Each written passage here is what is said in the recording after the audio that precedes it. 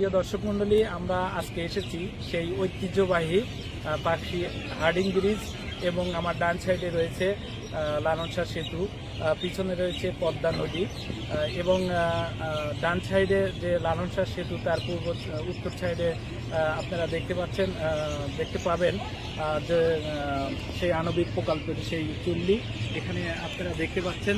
এখানে আসলে সেই বিনোদনমূলক জায়গা, এত সুন্দর জায়গা, এখান থেকে আপনি অনেক সুন্দর বিনোদন নিতে পারবেন। আণবিক প্রকল্পের সেই চুল্লি দেখতে পারবেন, পাশে দেখতে পাচ্ছেন লালন শাহ সেতু আপনারা দেখতে পাচ্ছেন।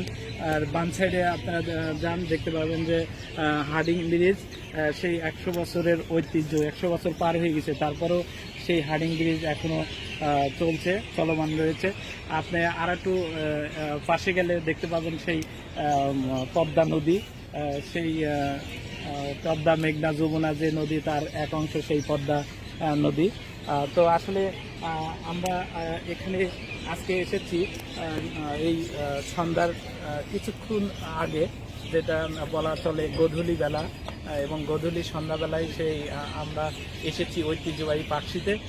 তো সকলকে আজকে আমাদের যারা লাইভের সাথে দেখছেন শুনছেন সকলকে ধন্যবাদ জানিয়ে আজকের মতো বিদায় নিচ্ছি।